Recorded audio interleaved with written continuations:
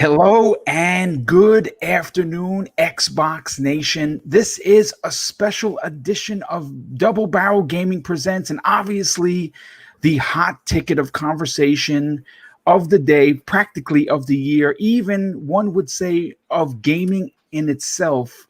Microsoft has acquired ZeniMax Studios in a groundbreaking acquisition that some are calling the biggest purchase in gaming history. Of course, this is your breakdown of everything that went down. And of course, I am your host, Mr. Boomstick XL, and I have aligned the stars to put a panel together at last minute that has everyone that you know and love. And we're all going to be here for the next 2 hours talking about what is going to be a generation-defying acquisition, and one that could have already won Microsoft the entire generation before it starts. So let's get into the introductions, and then we're going to get right into, of course, the conversation that everybody wants to have.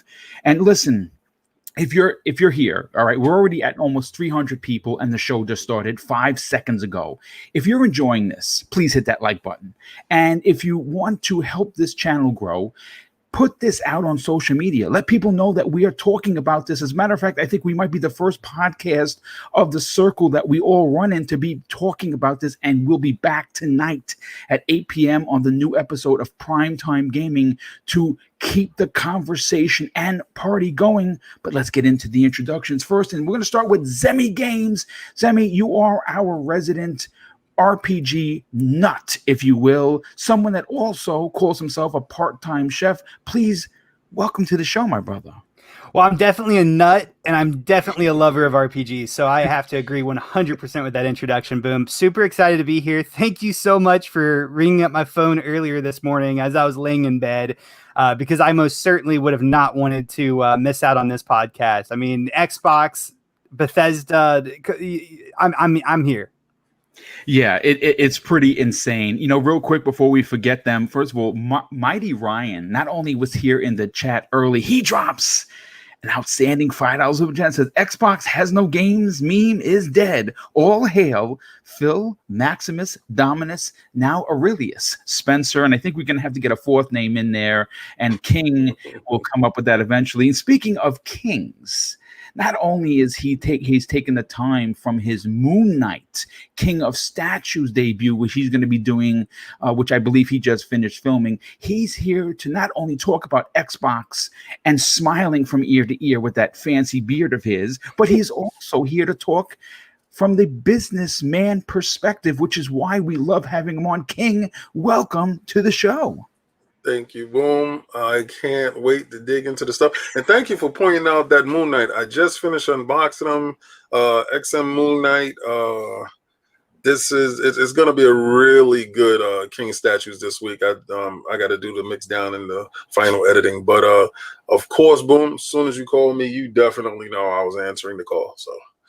Well, listen, I definitely super appreciate you being here. And, you know, obviously on loan from PlayStation Nation, and quite frankly, we can afford him now because Team Xbox is paying me. So in turn, I'm going to pay pieces of Joe from Sony. Joe, welcome to the show, my brother. Uh-oh, you're muted, my brother. Oh no! Real talk, I got it. I fixed it. Am I good? Good. You're good. Real talk, everybody. Where was I on this glorious day?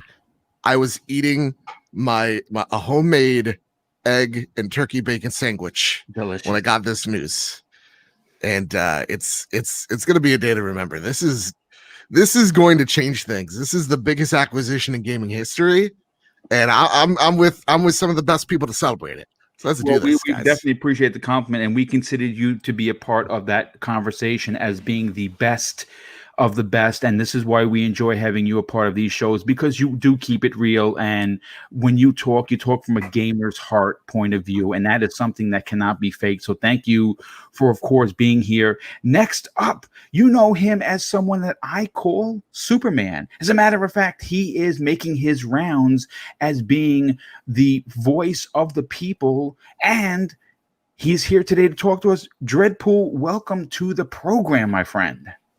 Oh, thank you. Henry Cavill's got nothing on me. He I'm certainly actually, does not. He might have bigger pecs than you, but that's about it.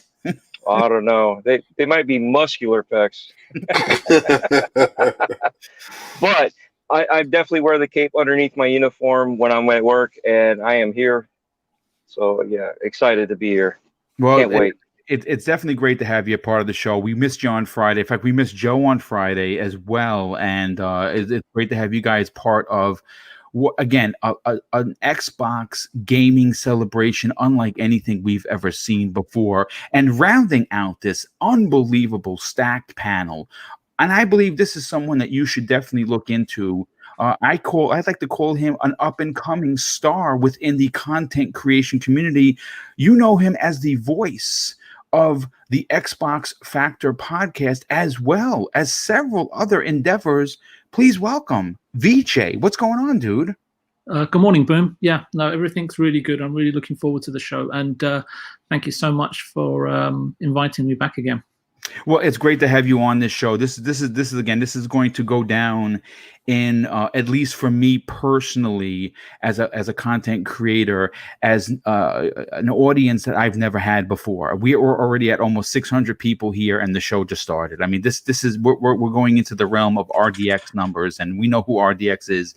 That is the fine folks at the Dealer Gaming's podcast on Tuesday, and I can imagine the turnout that he's going to get this Tuesday evening at 8 p.m. Eastern Standard Time. But we are here early, we're here often, and we're going to break down what transpired. And how are we going to do that? Well, we're going to break it down in a way where it makes sense.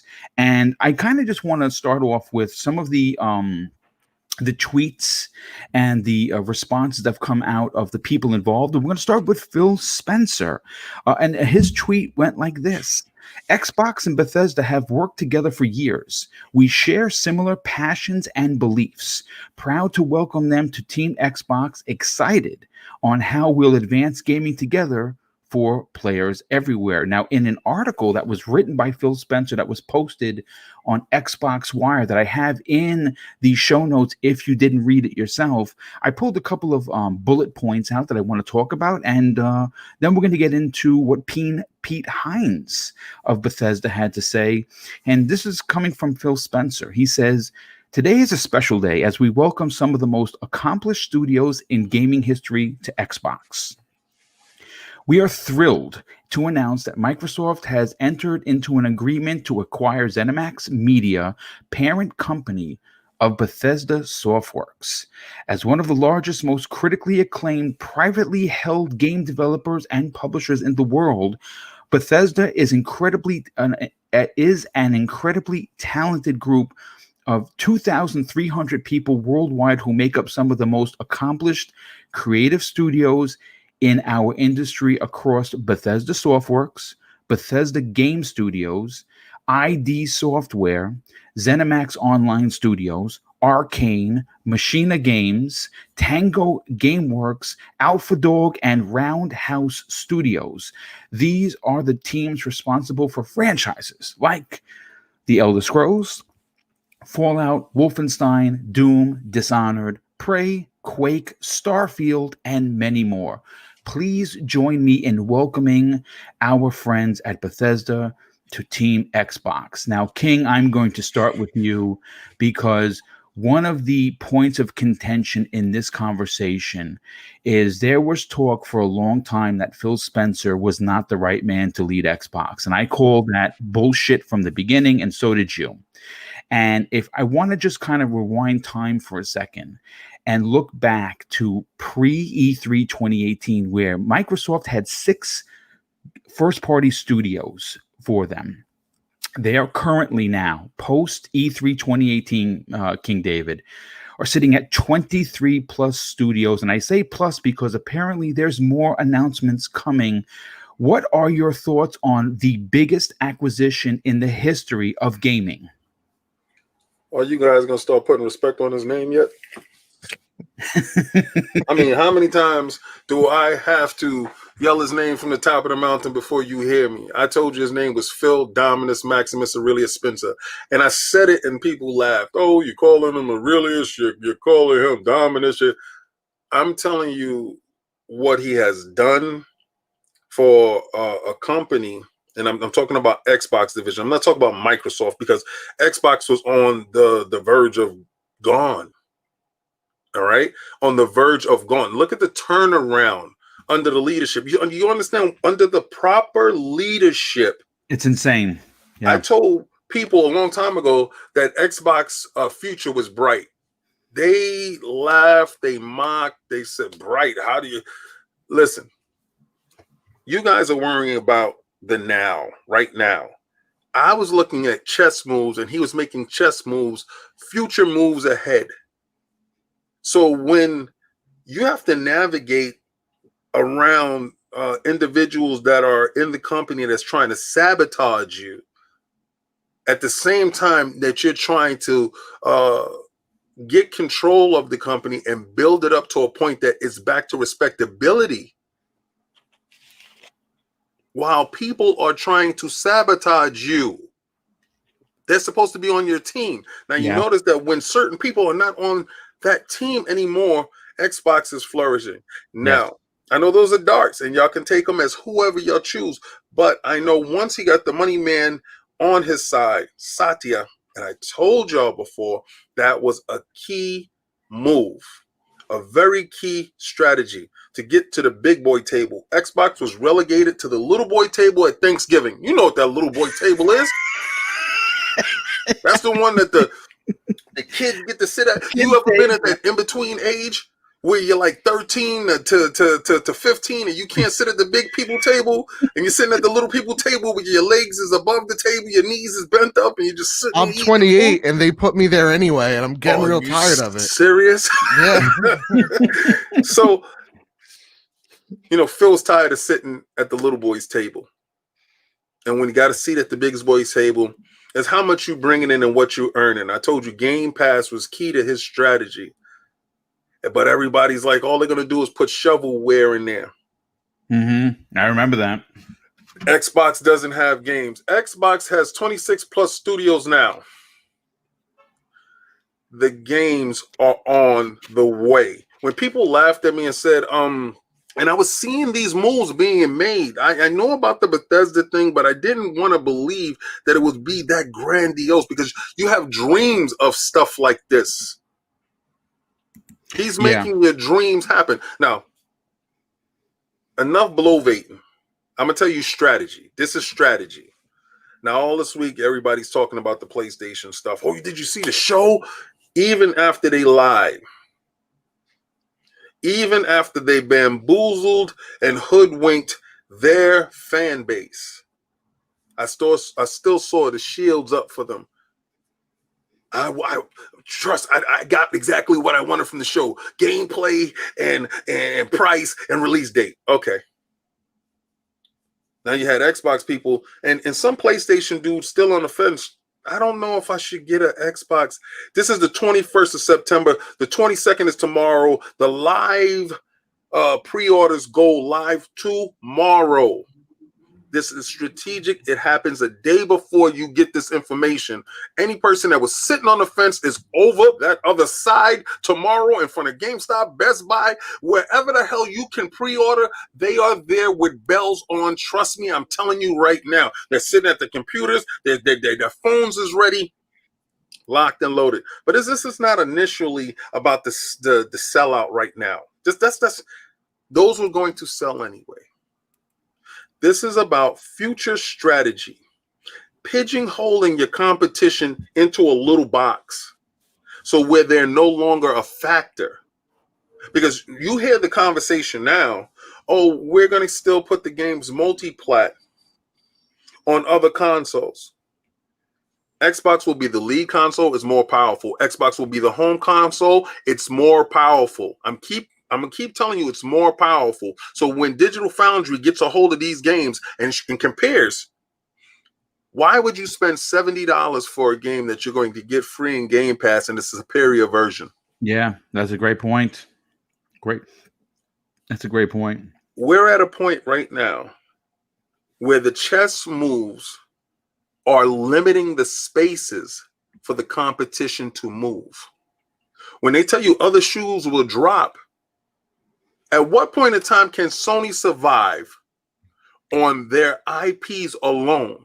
Because it's going to get to the point right now. You got EA inside Game Pass. It's going to get to the point where it makes no logical sense to have a PlayStation unless that's your second console. Yeah. And you're just worrying about those bangers, those AAA bangers that come out every 2 years that you play one and done, and then you're on to the next. Now, I know you're saying, oh, King, it sounds like you're fanboying. Hell yeah. This is my victory lap. Hell yes, yes. Yeah. I named him. You clowned me. You got egg on your face right now. Yeah. I'm so happy Boom got me here. I am so happy to be on this panel today. I am so absolutely happy because I like to say I told you so, not to the people that don't deserve it, to the people that do deserve it. Well, I told you so. You know what? I'm glad that I have you here so you can say that, because we have talked privately. We're friends outside of the podcasting game. I would consider you family. So we talk on a regular basis, and we talked about how people were clowning and people were not taking what you had to say serious. So for me, as someone who considers you a brother, this is enjoyable. I'm reveling in the fact that you were right and you call this man out for who he was well before anyone thought it was possible. And I just want to say this. This episode of Double Barrel Gaming Presents has broken all records in the history of me being a YouTuber. We are at 1,300 people live in the chat. That is absolutely an insane amount of people here. If you're enjoying the content and you're new, I want to say welcome. And folks, understand that we celebrate gaming as a whole. We are going to talk about Xbox because of what happened, but we don't go out of our way to dump on Sony or Nintendo. Everyone is welcome here, regardless of what flag you fly. If it's just Sony, you're still welcome. If it's all three, like everyone on this panel, you're even more welcome.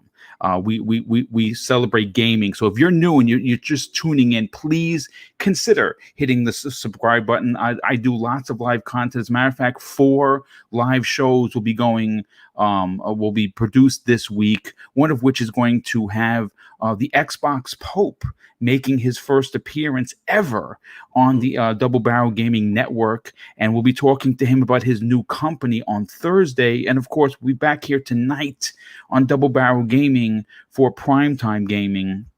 But as we continue to break records, I want to thank everybody here. I have to catch up with some of these super chats because there's quite a bit of them. And then Zemi, I'm going to get you in on the conversation. We have to thank Daniel Muller. Drops a very generous $10 super chat and says Microsoft went from 8 to 25 studios in 2 years. Guess they took the criticism of not enough exclusives to heart. Curious to see how the fanboys are trying to bash this one. Greetings from Germany. Well, dude, thank you all the way here from New Rochelle, New York, dude. Definitely want to say welcome to the show. We have Hassan Abuzyard drops a very generous $10 super chat, and he says this: good effing morning, gentlemen. Collect them knees, baby. And that's for you, King. We have Mr. Tushy, good friend of the show. He drops an outstanding $2 super chat and says, no fire engines today, please. You may have got one on my end, actually. Black Eye Dog, a very generous friend of the show, drops an outstanding $5 super chat and says, first thing MS should do is bury Fallout in the same hole as those ET cartridges. And a very good friend of the show, you know him as Enrique from the voice of the Basement Radio Arcade podcast. He drops an outstanding $2 super chat and says, King, it's official. Phil is now Aurelius Caesar. I love it. We have the friendly neighborhood Blue Shell drops an outstanding $20 super chat. Dude, that's very, very generous of you. He says Game Pass value is becoming so good that even a PlayStation fanboy will have to get into the action. That is very true, and I think that's what they're going for. Scrub Nurse, a very good friend of the show, drops an outstanding $5 super chat and says 2 hours, one topic. Let's go. Xbox has no games. Now ponies are saying Xbox plus Bethesda is anti-consumer because games should be multi-platform. I just hope that people, they're not saying that, because if you are, you should be ashamed of yourself. You were not saying that just the other day. We have It's Joker 76 drops an outstanding $5 super chat and says, let's go. Well, thanks so much for being here, Joker. The Living Flame drops an outstanding $2 super chat and says, King crowned Phil Aurelius for a reason. And DJ Birdo drops an outstanding $2 super chat and says, Phil, Maximus, Dominus, Aurelius, Meridius, Spencer. I know, King, you're gonna have to get a fourth one in there. This is just too good. We have Stitch 6669 drops, wow, dude, a very generous $20 super chat, says, good day all. For those out there saying that this was a bad move, money-wise, I would like to tell them I just ran the numbers, and with the current amount of Game Pass users, Microsoft is making $2.5 billion a year. So send that. So bend the knee. I mean, listen, they are making money left and right. Gotham Guy, a very good, generous friend of the show, drops an outstanding $5 super chat and says, "Boom, King." King David, Zemi Games, Mr. Bad, Dreadpool, and VJ. I love your impromptu podcast. It's like Christmas. Well, dude, thank you so much for that. And listen, we're going to come back to the other super chats momentarily. Zemi Games, you are our resident RPG fan. From your heart of hearts, Bethesda is one of your favorite companies. Folks, I want you to understand, when I called him this morning, because again, Zemi and I are friends outside of the podcasting business. We talk on a regular basis. I had called him. He picked up and I said, hey, Zemi, have you been on Twitter as of late? And he goes, yeah, I was on Twitter a couple hours ago. Why? What's up? And I told him the news. And folks, I want you to know, for at least 60 seconds, it was dead silence. So now he has an opportunity to speak on it. Zemi, how big of a deal is this for gaming? But more importantly, how big of a deal is this for Microsoft? I mean, it's a huge deal for Microsoft. It's an even huger deal for gaming. It's definitely, this will go down in the history books, if there's ever any gaming history books, as definitely a big historical moment for sure for Xbox.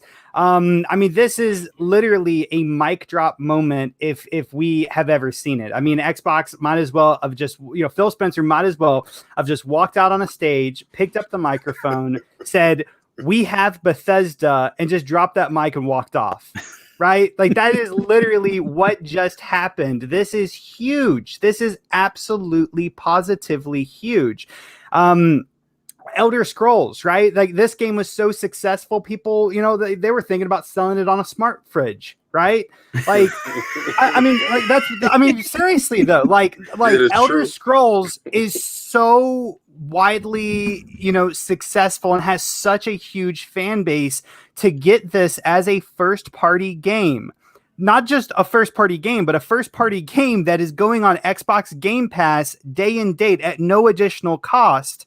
And, quite possibly maybe not even going to PlayStation. That is a huge deal. That is a huge selling point then, just right there of itself. Just having Elder Scrolls is a big deal. But then you're adding in Fallout, and you're adding in Bethesda's newest IP, Starfield. And then you're adding in Doom and Wolfenstein and Dishonored and Prey and so many other titles, right? This is an absolutely huge deal for Xbox, and I just can't wait to see exactly how this forms out. Is everything that Bethesda does from this point out going to be first party? All the major games, or some smaller games, going to go third party? Or how exactly are they going to form this out? I would really, really be interested to know, because if Elder Scrolls, this next Elder Scrolls game, of course it will go to PC. It will, with Game Pass for PC, if nothing else, right? And of course will be on Xbox and mobile devices such as your smartphone. But if this next Elder Scrolls game doesn't hit PlayStation, that is going to have huge impacts on Xbox sales. Yeah, it absolutely is. A lot of people are going to go out and buy consoles just for that game. That is a system seller. One of the the trick ponies for Microsoft, and you know something. We didn't know this prior to them announcing the multiple SKUs, right? We thought Microsoft just wanted to have a second console that was cheaper in the market to appeal to the casual market, right? And we, again, I talked about this about a week ago. I originally gave the nod to Sony's PlayStation 5 selling more consoles simply because it is a worldwide renowned brand that currently has over 112 million consoles under its belt for this generation.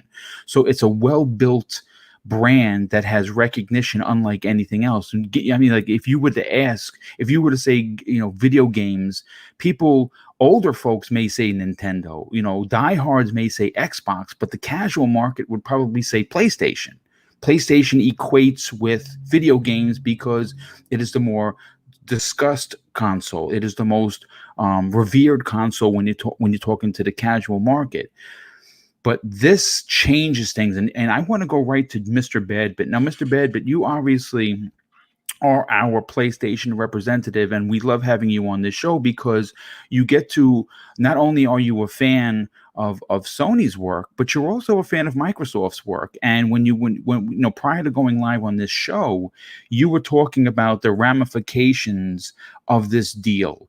Of just and again, looking at it from a small point of view, just from the RPG aspect, Microsoft has literally in one fell swoop made themselves the RPG box. If you think about Bethesda, if you think about Obsidian, In Exile, what Playground Games is going to do with Fable, what the new Fallout could potentially look like, what Starfield might look like, what new Elder Scrolls, Avowed. The list just keeps going on and on. How big of a deal for Microsoft in the bigger scope of PlayStation versus Xbox is this deal for Team Microsoft? So I just think it's crazy that they spent $7 billion just to acquire that one Japanese studio. No, this is huge. This is huge. And when I say that, when I look at Bethesda and Microsoft's relationship, and this is what I said on the video that I put out today, it is very reminiscent of Insomniac's acquisition with Sony, where it's a big acquisition. It just made sense though, because they're so intrinsically tied together.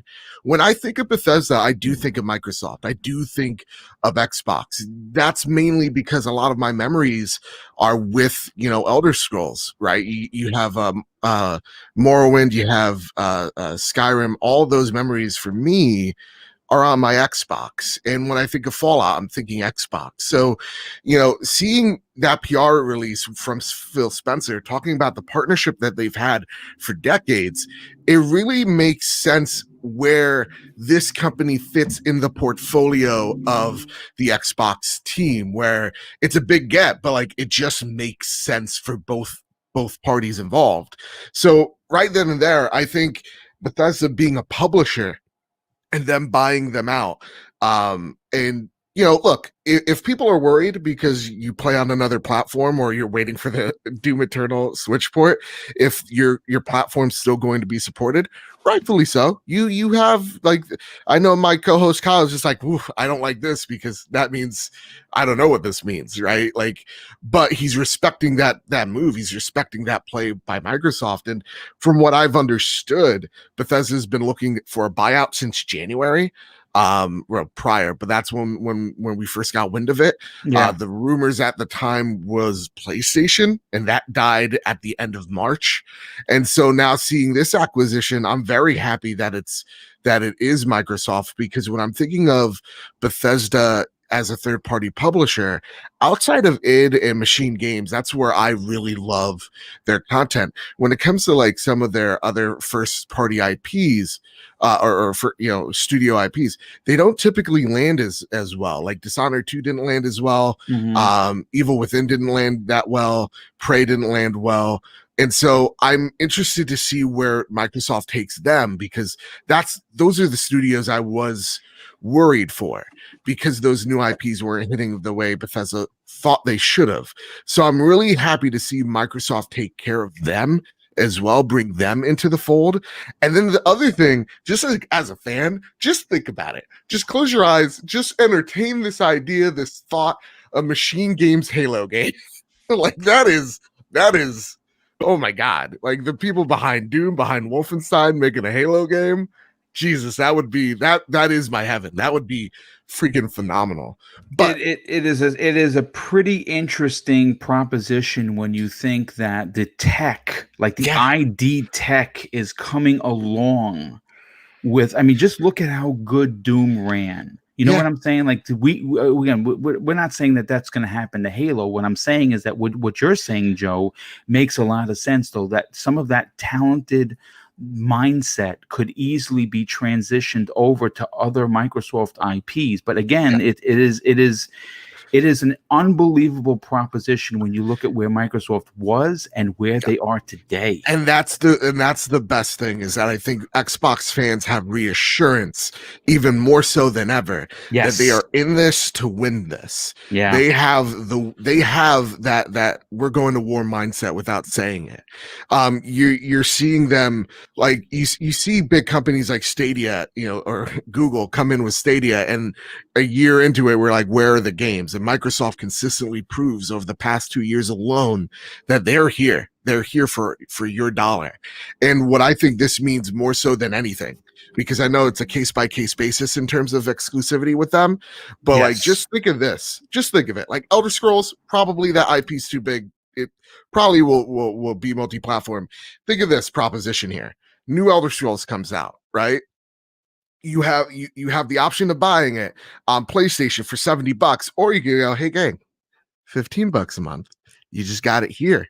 Come here. This is the place to really play. This is where we're valuing your dollar. And over the news where Jim Ryan has completely fallen on his face multiple times, it's like he took an escalator and tripped. This is what gamers really want. And talking as, look, I cover PlayStation. I appreciate them. I'm not a fanboy by any means. I love games. I think that's the most important thing. When I take a look at this acquisition, it really does put the heat on Sony of how are you going to respond to this? Because this is something you can't simply ignore. This is something that Microsoft is building momentum. They need to try to somehow, some way kill that momentum, because it's taken me, a person that primarily plays on PlayStation, and I've been saying this, like I've been debating on getting a Series S or just, waiting for Halo to drop. But now with this news, like King was saying, dude, tomorrow, Series X, that's getting pre-ordered.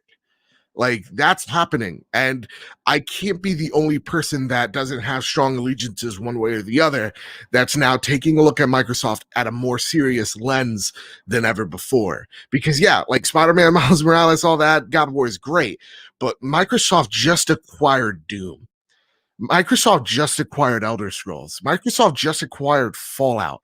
That narrative, Xbox has no games. They listened because it was true. And they were just like, you know what? We need to redefine this Halo, Forza, Gears company. We need to make this about everything. And you're totally right, Boom.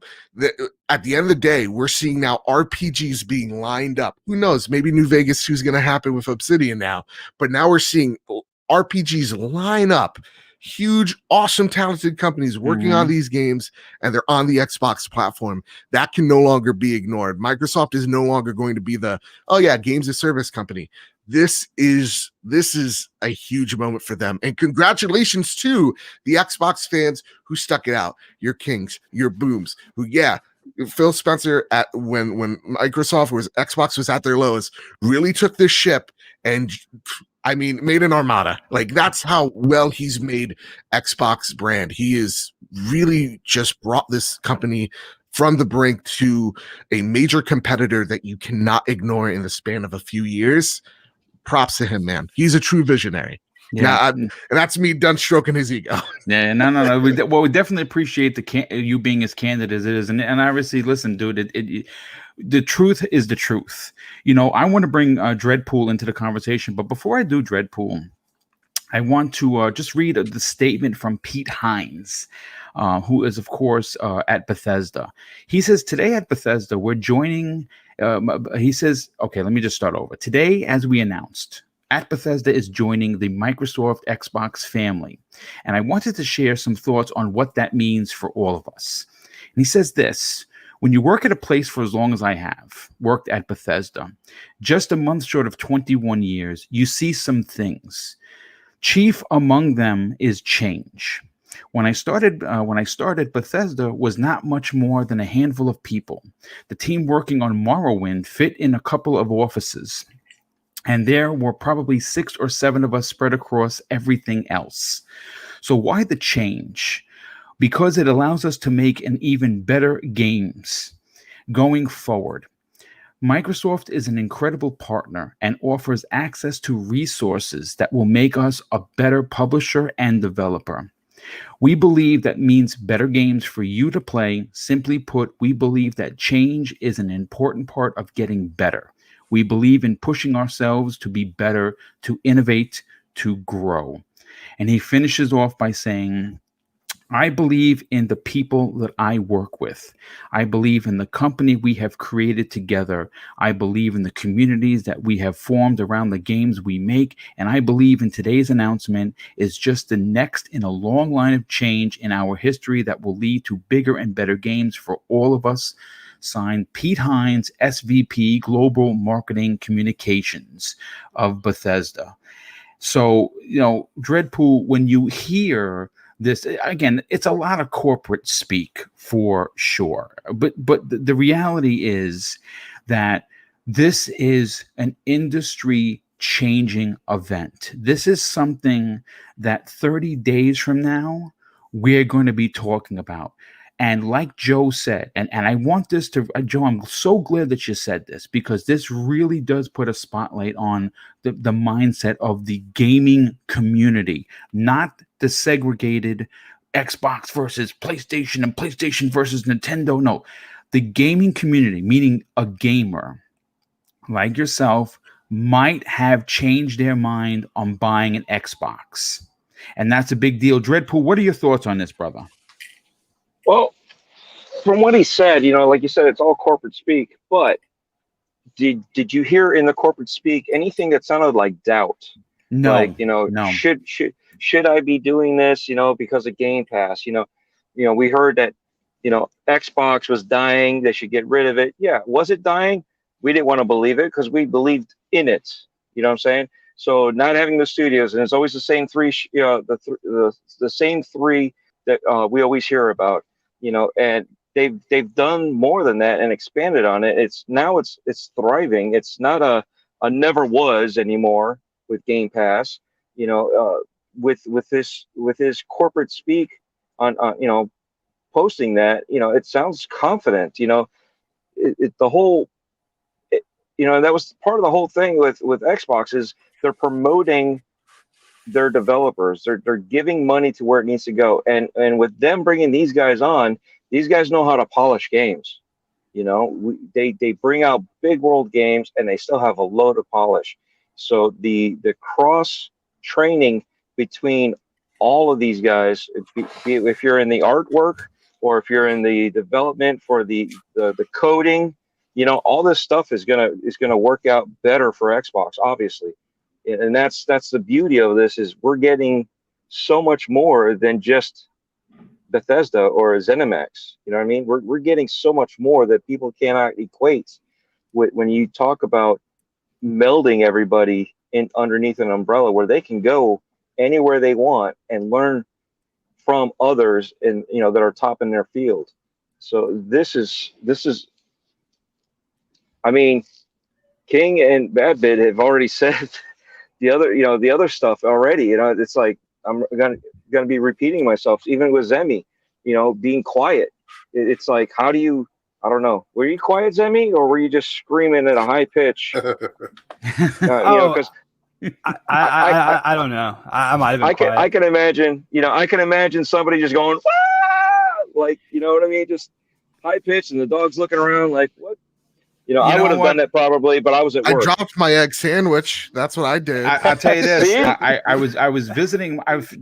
When I got this news, I was visiting my mom, and I was just on my way back from going to the truck, and So a good friend of the show, Foreign Object of Twitter, actually was the first DM I read, and he wrote in all caps, "Microsoft just bought Bethesda." So I was like, "Nah, what is he? What is happening here?" So I immediately got a notification from CNN, and it was for 7.5. I yelled out, folks, "Holy shit!" And there was a mom coming with her kid. And thankfully I had my mask on, so I don't think that they heard me, but I literally was giddy like Christmas morning because I said, I cannot believe what I'm reading. Like, I've talked to Cognito, I've talked to King about this before getting him on the show. Brap, and I told me I was in mid jog. I'm at my 8th mile, and he is tearing my ear up. Well, since everyone's sharing, let me paint the picture for me. I was laying in bed in nothing but my undies, and Boom calls, and he says, like, So hot. Xbox bought Bethesda, and I couldn't make words come out. Yeah, he was literally speechless. Real quick, before I get to catch up on some of these super chats, and we've had some really monster ones come in. I have to get to everyone because I'm going to feel terrible if I don't. VJ, you immediately wanted to be a part of this show because it's going to be memorable. And by the way, we're about to cross 2,000 people here in the live chat. That is absolutely insane for a YouTube channel only has 5,000 subs. So if you are here and you're new, my God, thank you so much for taking the time to hang out with us. Please consider subscribing to the channel. All positive stuff here. I think you're really going to dig it, and you're going to enjoy the rest of the banter that we have for the next, hour and 15 that we're on this show.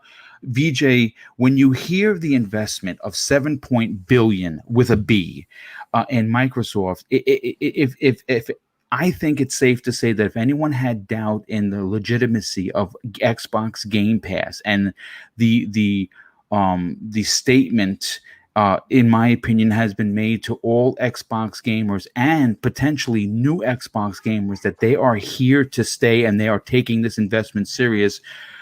What were your thoughts on this move? I was using my sort of sphere of business logic as to why would Satya, as a CEO and a businessman, provide Phil another $4 billion for Warner Brothers alone, since he's provided him $500 million for Halo project, and it hasn't been delivered to a plan, especially with 343 Studios being on HQ's doorstep. And I'm not saying anything I haven't already said on your show, Boom. So logic just got obviously thrown out the window. I think what we're seeing with Bethesda is that Microsoft are plowing money into Xbox. They are in a constant mode, or I'd say, of additional strategic investment, and it's evidently for the long term, maybe even several years down the line. They're not looking to break even for the next few years, and they can do this not just because they have the resources, but also because Xbox is a fraction of Microsoft's overall business, and more importantly, they are invested in the future projected revenues and profits that Satya sees the Xbox division generating. See, on contrasting on the other side is, in contrast, you've got Sony. That is in a completely different makeup of a corporation. Results matter to them every quarter. They don't quite have the freedom, or can I say the flex, as in relation to what Microsoft and Xbox have. It's not the fact the industry is seemingly consolidating. I've seen it happen before during the late 90s and early 2000s. It's actually going through, I would say, off the bat, just my reaction, like an unprecedented revolution, courtesy of Xbox and obviously Microsoft behind them being the catalyst. The moves as Xbox are making that King David alluded to are based on Xbox, from what I can see, leveraging what Microsoft have already been successful at, and they developed those methodologies of software services for a subscription fee on all devices, and exploiting, well, in doing so, they're exploiting the fissures, right, the holes in Nintendo and Sony's business plan from a strategic point of view, and forcing them possibly to adapt down the line as well. It comes down to, basically, for me, is how this is all great and fantastic. You know, Phil's got his new Buzz Lightyear, but it's down to how successful Xbox can execute these current business plans and strategies that they've got. ZeniMax acquisition is a good start and was my choice, if you remember, when Warner Brothers was looking less likely. Why? In my opinion, ZeniMax was on the table, right? They haven't had a fantastic time recently. And I mentioned on your show that ZeniMax have had quite a lot of hedge funds, investors, private equity investors to the tune of hundreds of millions of dollars, and almost for a period of 10 years. And that's almost like a prime time for investors to be looking for a return. I thought it would be about 4 billion would be enough to acquire them.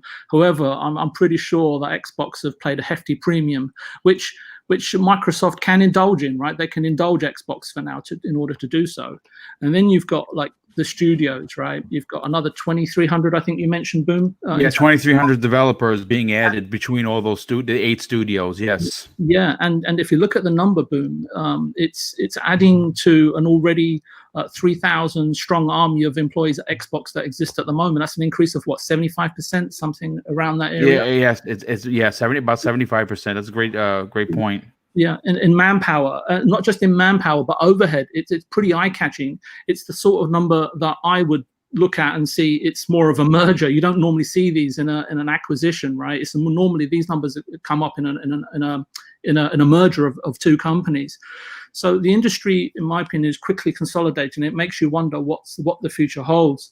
The Xbox studios right now, before the Bethesda acquisition, was a selection of talented studios that was still to a degree working in silos, you know, because of the maturity and how long they've actually been together has not been very long. It takes time to combine individuals, even in a football team, right? Whether it's American football or British soccer, take your pick. Now, they may, before the Bethesda came, I was thinking, okay, what is Xbox going to do? And I thought that maybe as an individual studio, they could produce a moment of brilliance. However, they needed obviously more time out there to sort out their cultural differences and sharing of information, which Phil had actually alluded to previously. But in Bethesda, they've built an ecosystem of studios, as far as I can see. And please correct me if I'm wrong. I'm not an expert by any means. It's just my outlook on things. That they've built an ecosystem of studios, which you would think work as a more combined, harmonized, and maybe consolidated team. Or you can say that they have more of a hive mind. And then you've got well, no doubt Phil Booty is going to be a busy man, right, going forward. So he's going to have a few more additions to his team.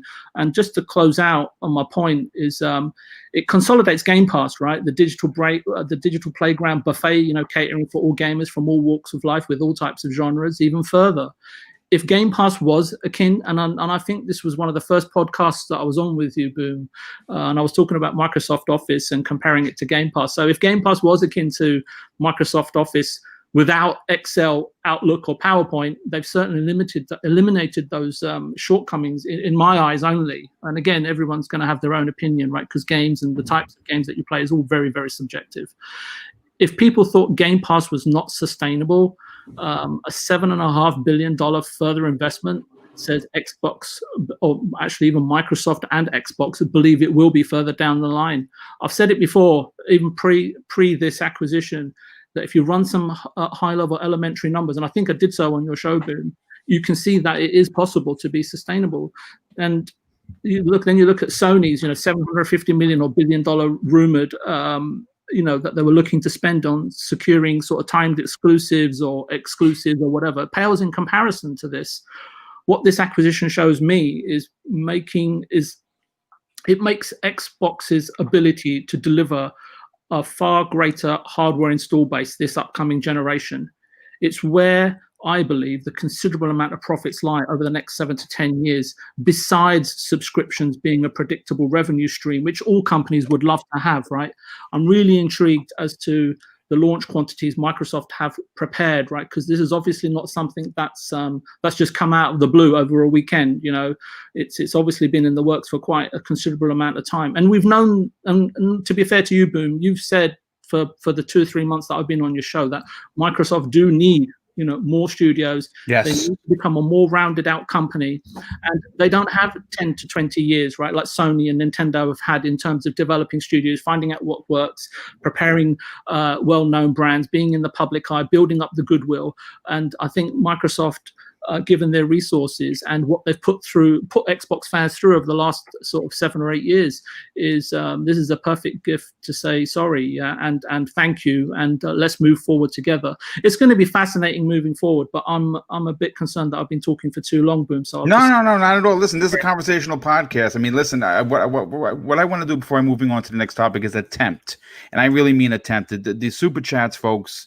I honestly, I'm moved to this. I mean, it is, folks. I'm like speechless, like literally speechless. The amount of love and generosity that continues to come in. We have one of the bigger ones that popped up was EP Miyokazi drops an unbelievable $50 super chat. I mean, he says, "Nicely said, Mr. Bed," but I'm assuming that was regarding your commentary. I'm gonna try again, folks. I now I know what Dealer's always talking about, where he's trying to get to everybody. He just can't. I've never seen this before, and I'm just literally moved to almost not being able to speak. But as a host, I have to continue.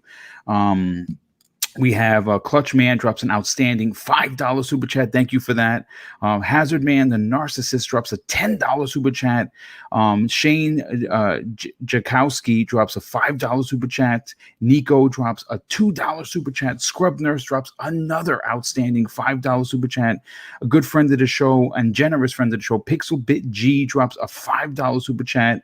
Robert Jones, a very generous friend of the show, drops an outstanding $15 super chat. Harry Balls, one of my favorite names to read live on the air, drops an outstanding $5 super chat. And folks, I'm so sorry I'm not reading what you wrote. It's so hard to keep up with everybody. But listen, what I want to do is, we just had a couple came in. First of all, our very good friend JD Gamer, he's a very generous friend of the show. He drops an outstanding $20 super chat. JD, thank you for this. And obviously, he says something. He says, "Just think about it. Microsoft isn't done yet, folks. I have it on good authority." And King, we were talking privately. Yeah. This isn't it, folks. This is a big one, but this is not it. And if you think that, well, boom, you're kidding me. They can't be more. I'm telling you, there's more coming, folks. Lynchpin drops an outstanding $10 super chat and says, "Boom, you gathered some fine folks for this beautiful occasion. Congrats on 2K viewers." Thanks so much, dude. Listen, speaking of that, and King, I'm going to start with you. I kept using the term stacked deck, and I want to break that down into an understanding as to what exactly a stacked deck means when you factor in what happened today. There has been, when you look at Microsoft and the cards they're currently holding, King David, they have a $299 Series S. They have a $499 Series X. Both outstanding consoles in their own rights. Obviously, they have the price and they have the power, two things that led Sony's charge to win the generation. Then you want to focus on Xbox Game Pass, what everyone keeps alluding to, because Xbox Game Pass has just become the most valuable. I would even dare say that it's going to rival Netflix in regards to its value proposition. You have Game Pass Ultimate for $15 a month currently gets you over 200 games, and that includes first, second, and third-party titles day and date.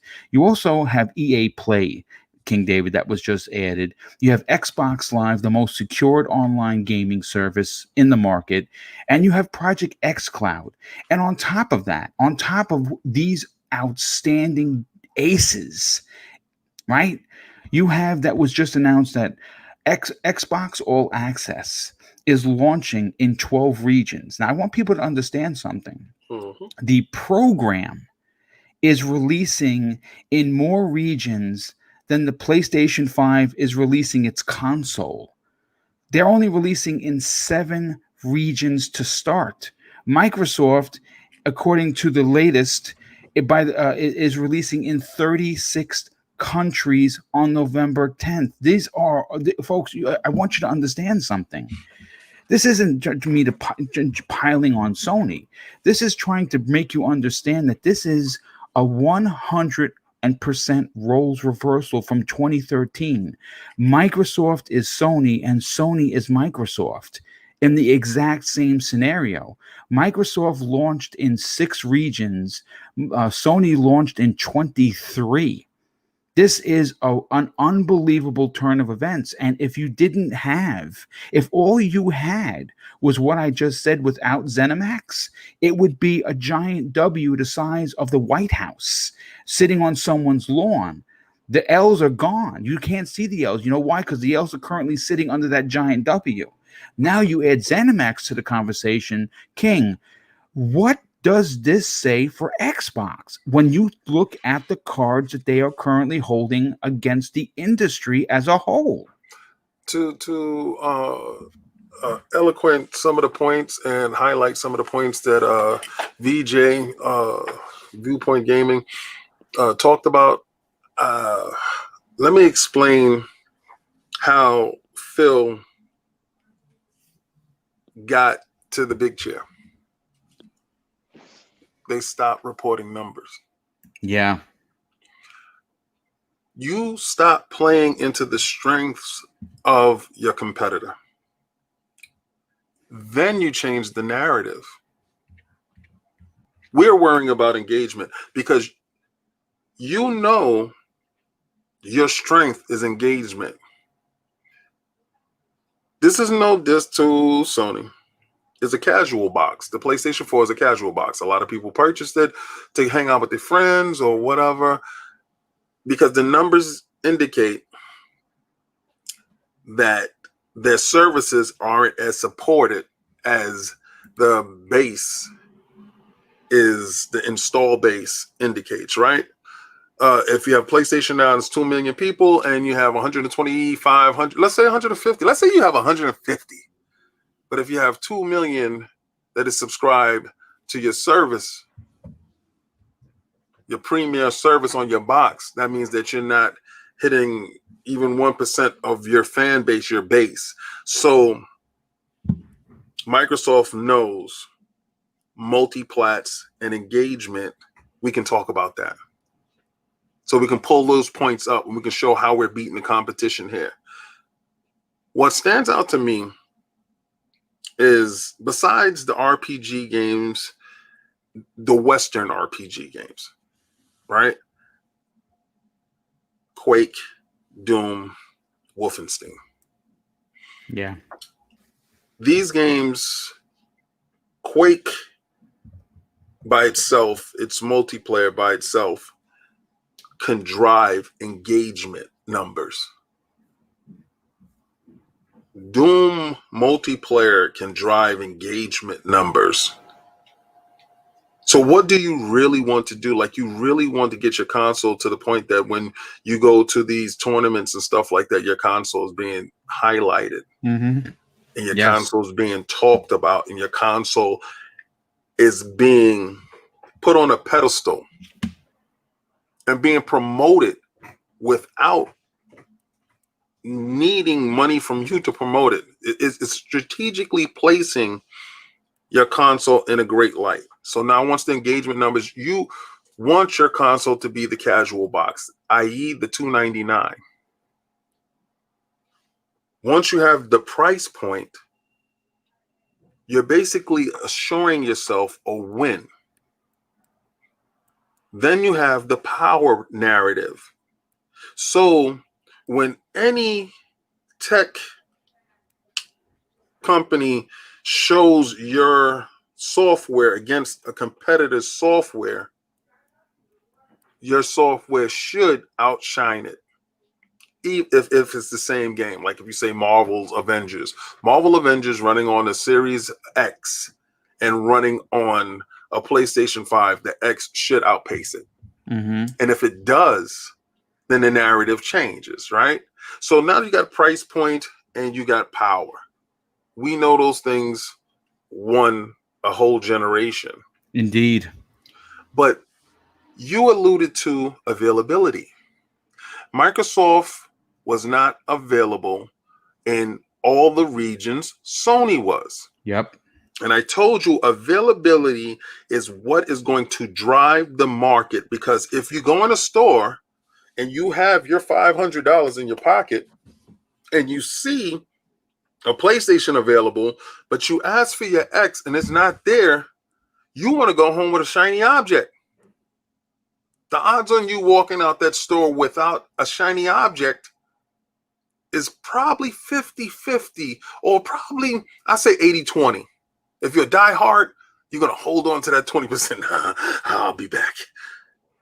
But if you're a casual, let me get the PlayStation, man. Let me get out of here. So when you have all access, this is for the win. This is for the win. Yeah. When you have all access, and it's just like a cell phone. Because listen, guys, $500 is a lot of money. $300 is a lot of money. Not to say that you're going to add on headsets and peripherals and controllers, and you want to kit your stuff out, maybe pick up a couple of games. You're looking at a proposition of $800-900. I would say even $1,000 if you, like, for instance, I bought all the peripherals. Like, people say, "Oh, you're just an Xbox guy." Well, I want to see what Sony guy is going to buy: the headphones, the charger, the media remote, an extra controller, and the camera. Mm-hmm. Joe did it, yeah, because he's I'm a madman. Yeah, I'm that guy. I'm going to take pictures on the 12th of me sitting around all of my peripherals and my PlayStation 5. But we have one, and we're giving one away, by the way. Yeah. But King, you just said it. Now, if One second, before I cut you off, how can someone win said next gen console, since there's so many people in this chat? Well, all you would have to do is either become a channel member, which is $5 a month, or become a Patreon member. And if you are both, you get 2 entries per, and you have a shot at winning an Xbox Series X, taxes and shipment all paid for by me, Mrs. Boomstick, and my brother Neo Mental, or you're going to get the digital PlayStation 5 with the $70 edition of Miles Morales. That's right, folks. You're going to get one. If you are a channel member or a Patreon supporter, you have a shot this November. When the consoles come out, we will ship those overnight. We're not even screwing around. Even if it costs me $50, you're going to get your console if you win. And you know what? We have about 75 people, channel members. And you know what? 1 out of 75 is walking home with a PS5 or that's a $5 footlong, y'all. For a $5 footlong. Yes. You can get your chance to win next. Well, I appreciate that, Joe. Thank you for that. I definitely appreciate that, King. So please add to your point. So we're talking about availability and all access. Now, this is cell phone type of propositions, right? Mm-hmm. So we're talking about people with decent to good credit, fair credit, and you go into the store and you have $25. You sign up for it, throw your credit card down, monthly bill, $25 on the series. That's or $35 for the X. You can ball out $35, right? But you're going home with a brand new shiny console and 200 plus games, with the ability to play xCloud on your phone, your tablet, or get on your PC for Ultimate. They're not screwing around, and it's 0 APR. Yes, that's a big point. Big point. Yes, there's no markup. Actually, you're saving money by purchasing a console through All Access and getting Game Pass Ultimate for 2 years with them, then you are purchasing it and doing it throughout the 2 years. That 0 APR is unheard of when it comes to companies trying to make money. So if you're saying Microsoft is trying to hook you and trying to get, they're losing money if you get an all access console. And my son is only 9 years old and he plays his Game Pass. So you know what I said in my head, right? If I get him an S on all access, for the next 2 years, he has a brand new console. Mm-hmm. He's into the next generation. And he has Game Pass. I don't have to buy him another game for the next 2 years. He guaranteed himself getting a, and I wasn't even thinking about doing it. But how happy is he going to be this holiday season getting an S and having all the fun in the world? Mm-hmm. I just want to point out one thing that I've noticed. Remember when the Xbox One launched and the dashboard, it was a mess. It was a terrible mess.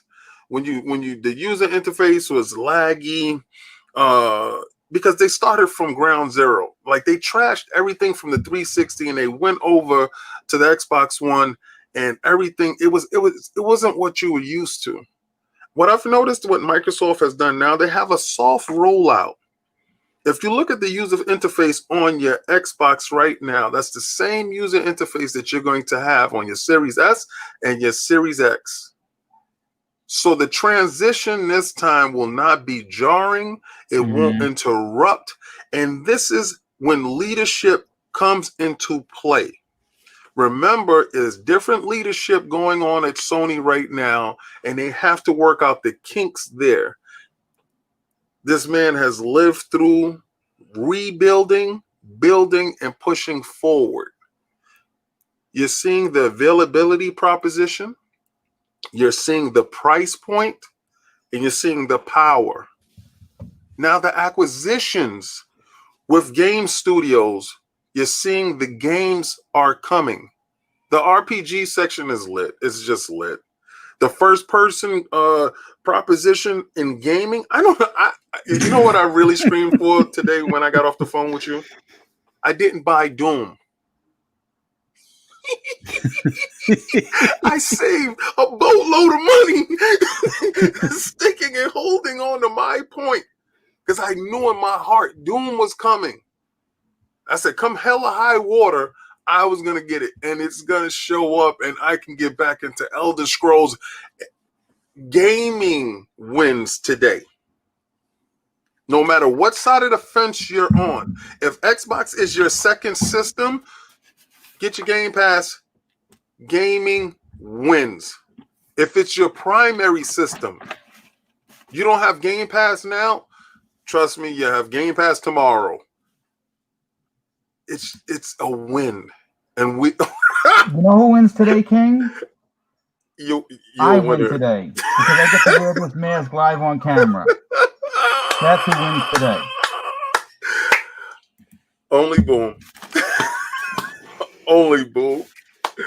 I'm so happy to celebrate gaming with my gaming brothers. And this is amazing feeling knowing that this is going to force Nintendo, force Sony, even Stadia are going to step it up. Boom, this is the closest I got. I got a Splatoon hat. Okay, that's it. I got a Halo gun. You know, you won. You are the winner. Won. Listen, I can't compete with that, folks. All I can tell you is that he just won the whole game wearing a Splatoon hat with a Halo gun. Saw that. It's a wrap. Listen, what I want to do, King, is I want to move this over to the Zemi game. Zemi, the word stack deck might be overused in the next couple of podcasts, but I think it's worth revisiting simply because, again, prior to this monster deal that just popped up on everyone's socials at 9 o'clock this morning and has really enveloped the entire world. I mean, Xbox is trending everywhere, and for good reason. Obviously, not only are the gaming media talking about it, not only the fans like us talking about it, but the world financial services are talking about it. You know, you're hearing this on CNN, you're hearing this on Bloomberg. Everyone's talking about this because this is a big deal. What this does for Microsoft in the nick of time, or strategically put, however you want to put it, and more than likely it's strategically put, They have a console launching in a couple of weeks. You know what I'm saying? November 10th is going to be here before you know it. And everyone is going to be talking about, holy shit, they have all of these games going into, what is this Xbox thing? Oh, it's like Netflix? How much is it? And all I got to spend is this? Listen, I have a funny feeling, Zemi, that Microsoft might not be able to keep up with demand because they are going to sell through the roof. And I think that King and I have heard that they have 3 times the amount of systems ready to go over Sony. We've heard they're making 3 to 1 in the regions they're building these consoles. And if they do, they're going to sell through the first runs. As a matter of fact, I know that I'm going to be there tomorrow morning at my local GameStop, ready to reserve my X, and potentially, while on that line, be online and try to reserve the S, because I'm buying both. And I think there's going to be a lot of people like that. But the word stacked deck, with everything that we just discussed, how industry changing, more importantly, how many minds are they going to change? The mind share has always been Sony for the last 7 years. I think that's about to change. What are your thoughts? Well, I think everybody's showing off their, cool little toys. So I'm going to show off my Molag Ball from Elder Scrolls Online. Look at him. Man, awesome. Oh, he's so sexy. Yes. Look at that tail. Yes. Okay, now I'm going to put that back over here on the desk so it doesn't drop and break, because I would die, and answer your question. So I mean, this is a huge deal for Xbox, and I mean, there is a major reason why so many of these financial sites are talking about this. It's because they look at these numbers, they know how big of a successful deal this is, and they understand the implications that this puts on to the Xbox, onto the Xbox brand, but also wider to the actual console segment, or your just global gaming market, right? They understand how big, they understand that not only is Bethesda or ZeniMax Online Studios, or not only is ZeniMax, a huge competing brand out there that have all of these ultra talented, game studios. Not only do they have that, but their games are freaking awesome, and their games are amazingly successful. I literally just looked up a Game Rant article that was posted in January of this year, and it has Elder Scrolls Skyrim as the 4th best-selling video game at 30 million units sold. Yeah. Okay. And Xbox, guess what they just got? They got the Elder Scrolls. They did. They got that and Elder Scrolls Online, and all future Elder Scrolls games, all future Fallout games. I mean, like, Bethesda is a hugely beloved company, right? I mean, you're always going to have those people like, okay, they need to change their engine. Their engine is so old, like they're still technically running the engine that they were running in Oblivion or whatever. And I'm not going to disagree with that, right? I mean, they definitely have some kinks to work out, but now they can work out those kinks with financial aid from Microsoft. But even regardless of all of Bethesda's problems, they still move games, right? And, that's really like the main thing. Before this came out, like and even still somewhat right now, who's going to win this next generation? I think it's still somewhat up in the air. And I think it's still kind of considered on how do you, necessarily consider winning a generation, right? Is it console sales? Because I think PlayStation's still going to win that. Or at least I did. Now that's even kind of swinging a little bit more into the unknown, with Xbox just acquiring ZeniMax with all of these, critically, successful games. I think a lot of the implications that this is going to have on Sony is dependent on how Xbox uses these new first-party games. Are they going to be solely first-party, only available on PC and on Xbox, or on Xbox's services, right? Because if that's the case, I mean, that has a tremendous, that is of tremendous value to Xbox, right? There are PlayStation people that love Elder Scrolls, they love Fallout, they love Doom, they love Wolfenstein, right? And they will go out and buy an Xbox to play those games, guaranteed.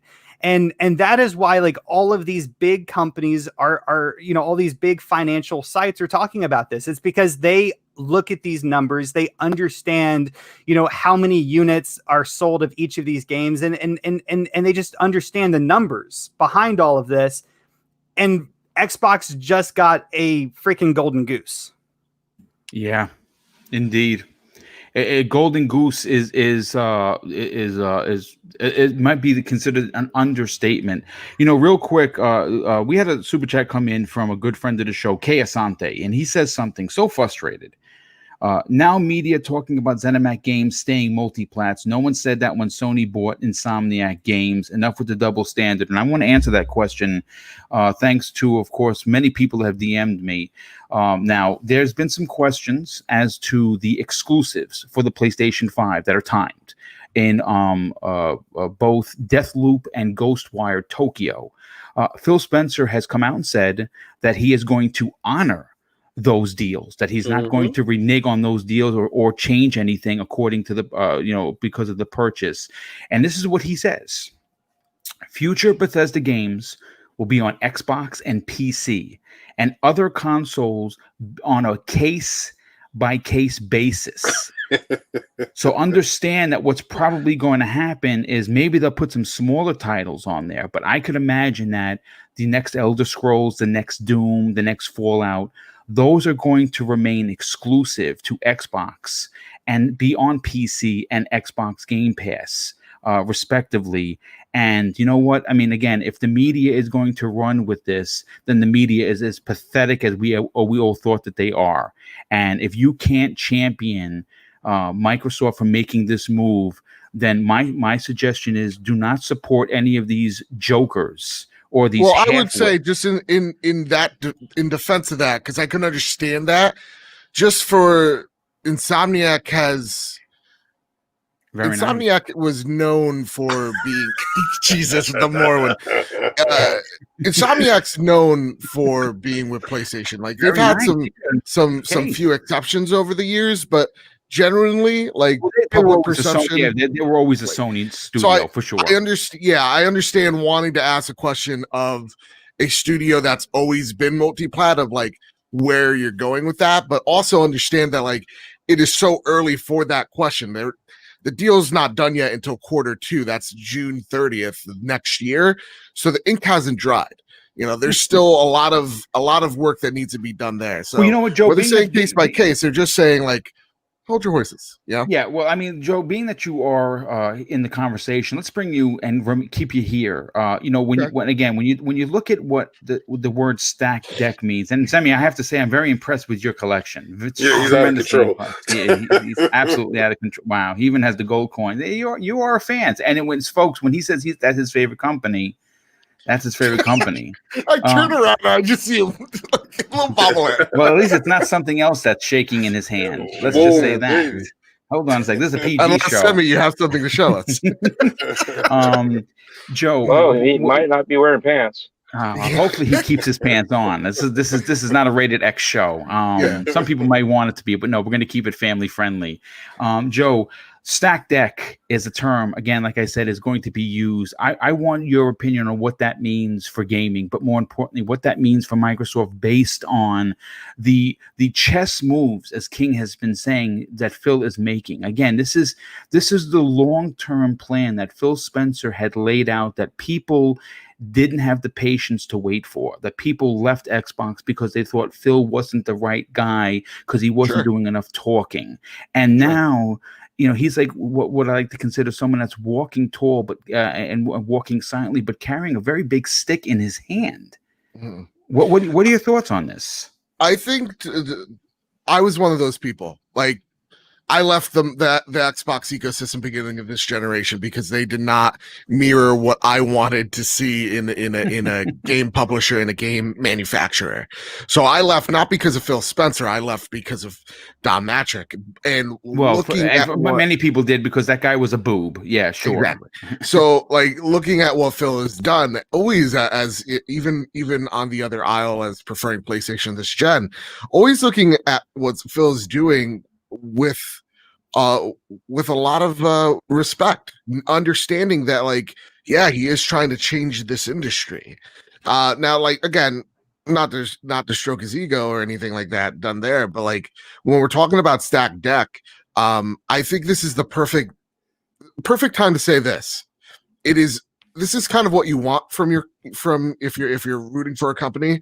This is kind of what you want from them in terms of Microsoft. This generation, beginning of, did not represent what gamers wanted, right? Just flat out not, and they got humbled. And then they had to change. They changed their leadership. They changed their vision. They made a complete 180. They then created Game Pass, which is the best value in gaming. They redesigned their console. They did backwards compatibility. They championed cross-gen, all because they lost this generation. That's what you want. So like when like we'll talk in closed doors, I'm like, I can't wait for Sony to lose. This is gonna be great. Why? Because when Sony lose, when Jim Ryan gets that black eye, Jim Ryan then has to actually turn and start pivoting and start doing things that gamers have been wanting. You want a company to get humbled, because when they do, they start then actually listening to you and start making those moves. And what we have seen Microsoft do, just through that long list alone, they've listened to their customers. They understood that in this generation, what gamers value the most is value. They want to be valued. And when you're seeing, and something that, you know, when Kyle and I talk about it, I think we talked about this last Trophy Room, a PlayStation podcast, we were talking about how we are envious of the way how Microsoft talks to their customers. Through just strictly the social media end, there is an empathetic voice behind that Xbox checkmark. And I think that's the one thing that cannot be overlooked. These games are great, but to see Microsoft's vision and the way they talk to customers with a lot more respect, with a lot more empathy, you don't see that in other companies. I can't even name one that comes to mind. So the stack deck to me is the value that Microsoft is bringing across the board. And to get to what King was saying, and then I got a dip, but to mirror what King was saying is Phil Spencer's where he is because he changed the narrative. This generation is not about consoles sold. It's about how many people are in your platform, how many people are engaged in your platform over everything. You want people to stay there. Microsoft is willing to lose billions of dollars on this thing because they believe this thing could be as big as Netflix for video games. And they know they have the infrastructure to do that. So they're looking at the other structures and saying, we're making a huge play that this will be the big thing, that this is going to be the future where gaming is going to go. And that's where they're lying their head right now. And so when I take a look at this acquisition, it isn't about how many consoles are going to get pre-ordered tomorrow. It's how many customers are going to be on Game Pass in a year from now, next year, the year after that, and the year after that. That is what this acquisition screams to me. Is that we can then stop this argument of like, who sold the most boxes? Which is better? Like, we can then go, okay, what ecosystem is providing me the games over everything? Where's my Doom? Where's my Halo? Where's my Elder Scrolls? That's the conversations that we can start having. Yeah. And that's going to be the interesting thing. And it's going to be a conversation that is going to be one that gamers, and remember, I want to keep stressing gamers, meaning I'm not picking a side. Gamers will have a place to go and feel that not only are they getting it will technically be the best place to play. More importantly, it is going to be the most valuable place to play because they are going to be able to play all of these games in a service for $15 a month, and that's something that's unrivaled. It is unrivaled. And again, Joe, listen, I know you got to dip out of here. Thank you so much for taking the time to hang out with us. Please, let everyone, if you're interested, this is Mr. Badbit from the Trophy Room. It's a podcast. Plus, you want me to get this? I got this. You know, go crazy. Yes, yeah, please. I'm pretty good at it. Watch. You can follow me at Mr. Badbit on Twitter. You can follow my show, The Trophy Room, at PS Trophy Room on Twitter.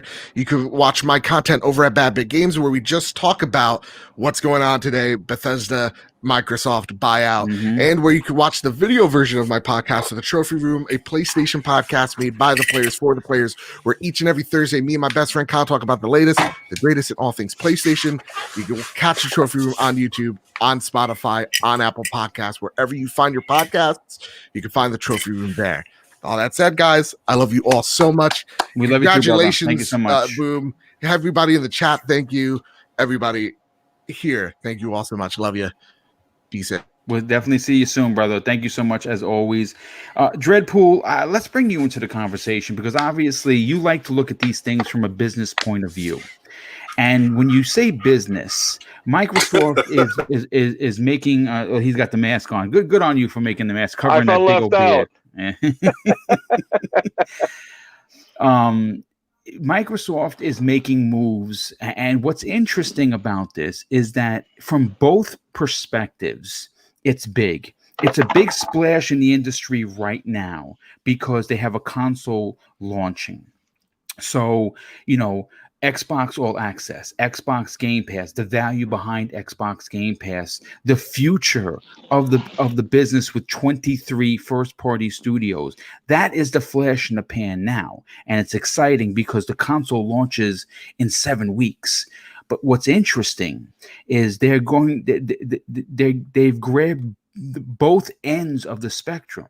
They got the flash in the pan excitement from the fans, but now they're also looking towards the future. Now, King and I, we have some inside sources, and we have heard that they are well over 15 million. Now, they've only reported 10 million, but they're well over 15 from what we hear.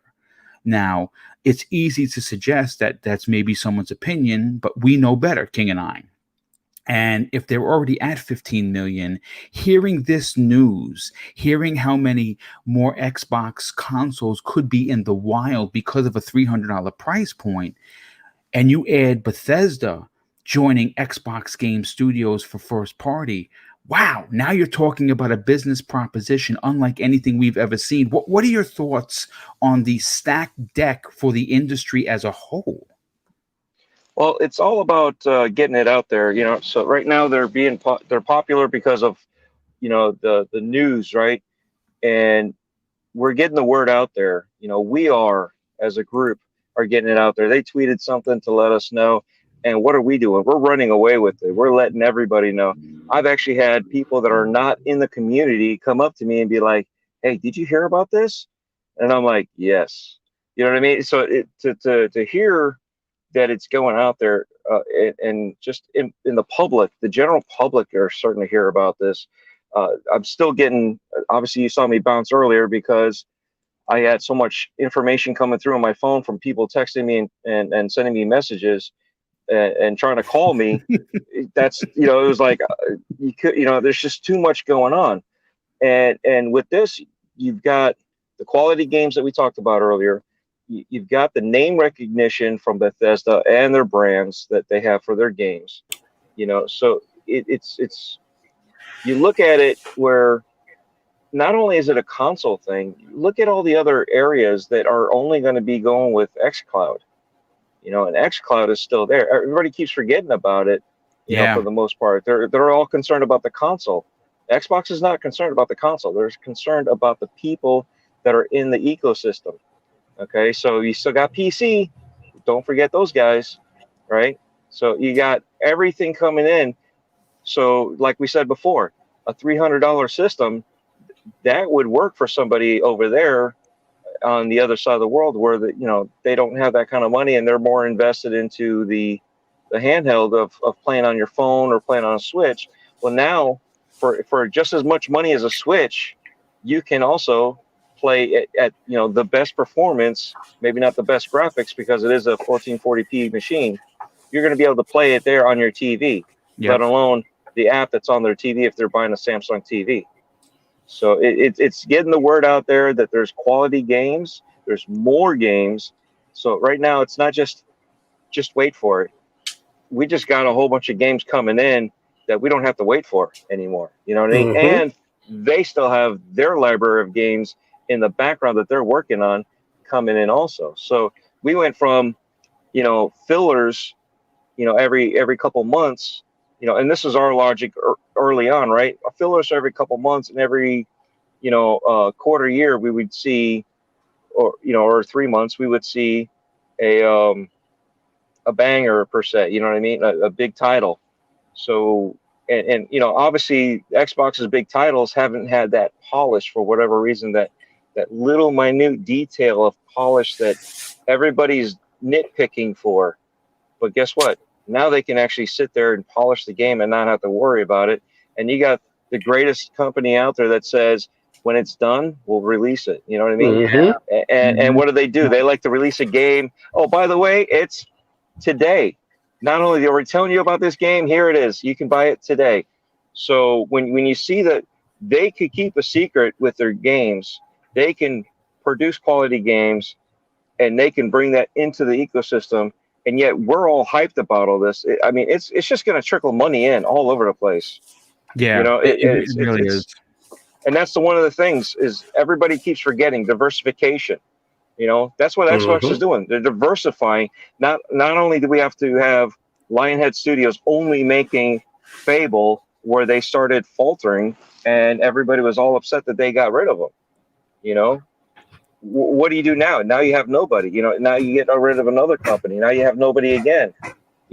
Now today we have how many companies working on games? So even if one game falters for whatever reason, it doesn't matter.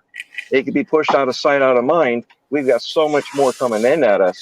So that's the beauty of that diversification. You got so many different game genres, game styles, visuals. The talent that they have collectively just brought on. And I was even thinking Sega first. You know what I mean? I wasn't seeing this. I was seeing Sega. I want you to keep a lot of things in mind. Remember, Phil went shopping in Japan. Mm-hmm. Yeah, so there's something coming for Sega. I have that on good authority as well, folks. Listen, this is my God. If you thought that last week, the week before, where we had all the Xbox Series S news, get ready, folks, because like I said, King and I, we have some inside sources, and we have it on some good authority that there's more coming. And Tokyo Game Show is this Thursday, the 24th, and we're hearing some Sega talk. Now, what I can't say, but it is going to be big. VJ. Let's bring you into the conversation, and then we're going to get everyone out of here because we were already at 90 minutes into the show, and we're going to be back here this evening at 8 p.m. for primetime gaming, and we're going to be talking about this with, of course, the entire crew that includes, Mag and everybody that's a part of that show. It's going to be a big deal. But, real quick, I got to shout out a good friend of the show, good friend of the community, Jay Fonzarelli, the Grounded Gamers in the chat. Jay, thanks for being here, brother. We missed you on RDX. That's and my he guy. Actually says that let me see if I could find it. My God, this chat is going so quick. He said something to the effect that he's happy to know that Crap Gamer might have just had a hemorrhage.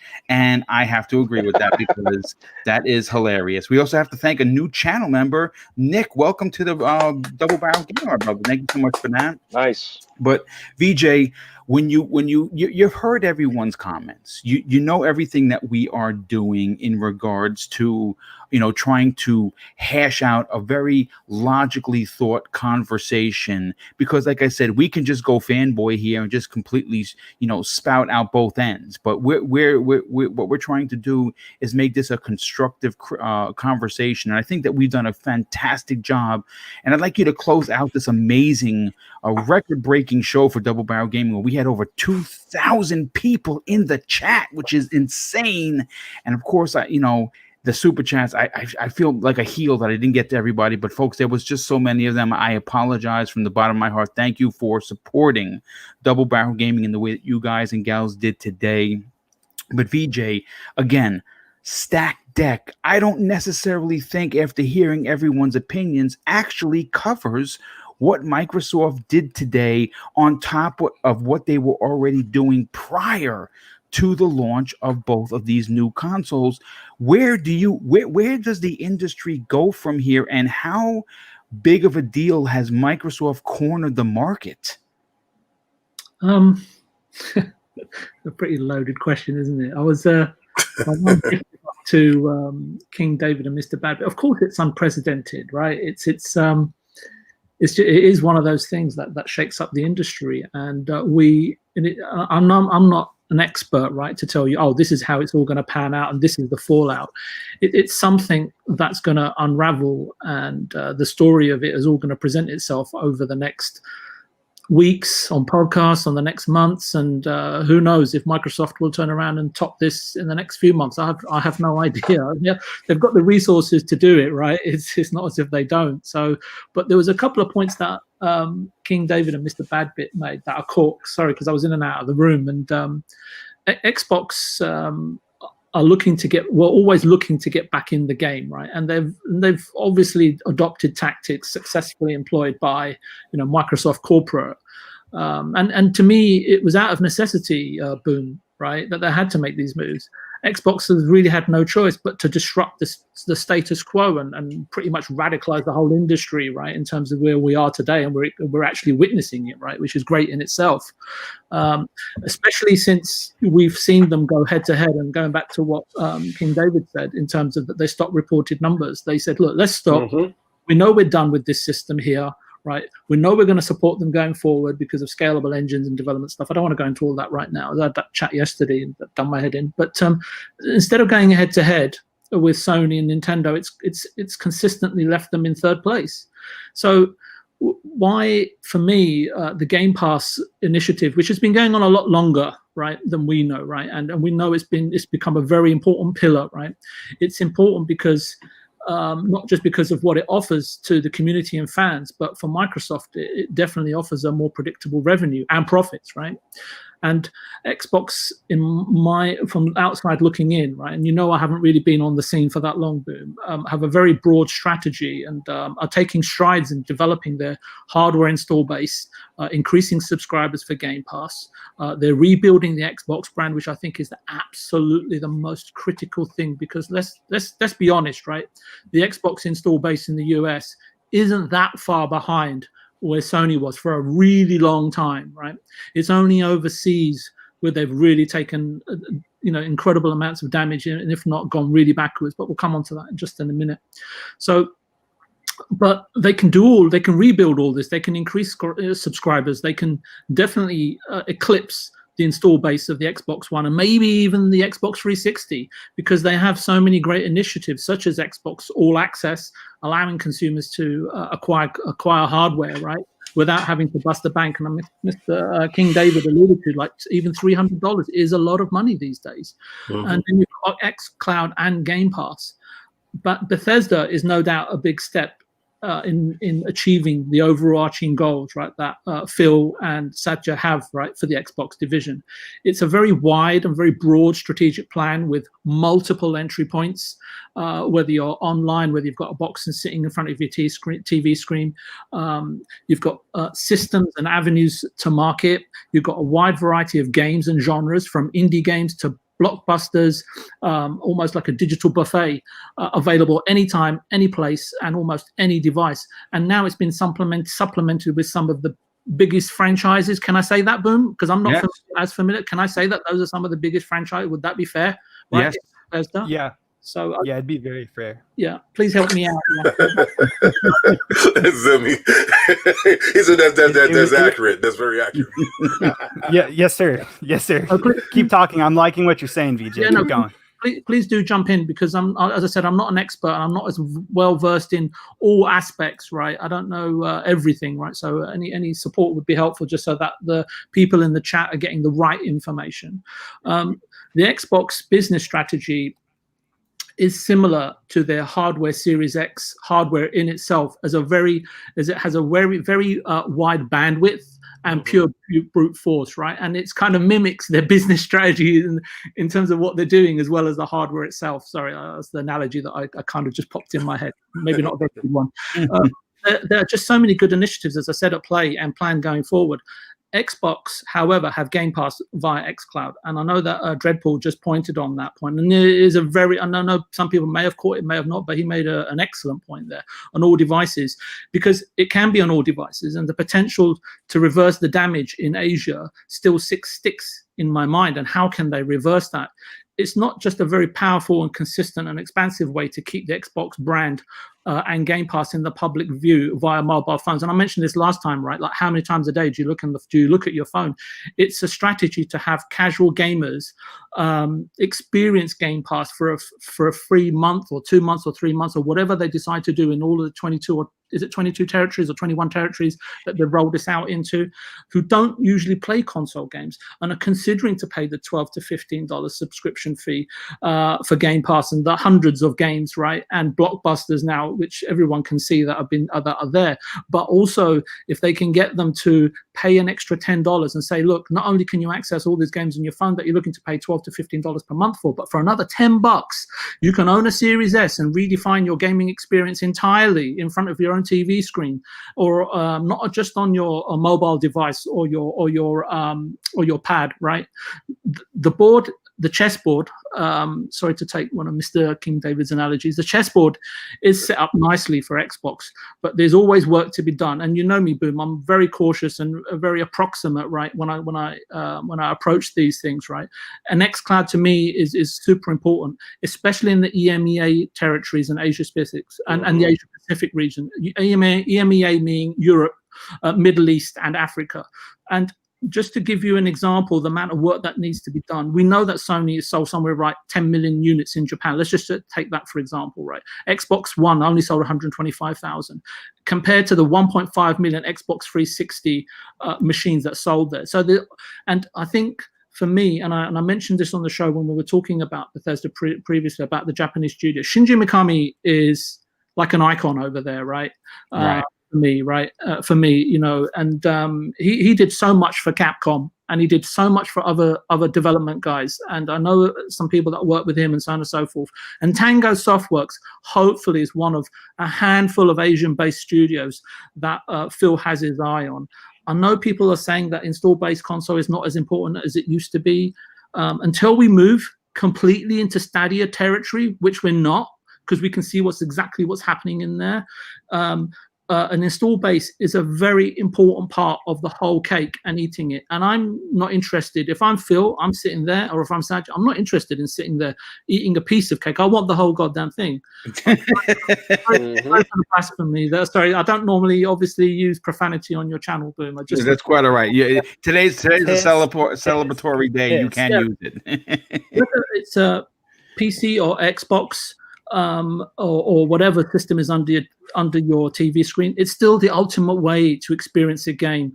And Xbox, you know, will have. I mean, I think you mentioned, Boom, that there's rumors or there's reported that they have 2 to 3 times more systems available at launch. Yes. Mm-hmm.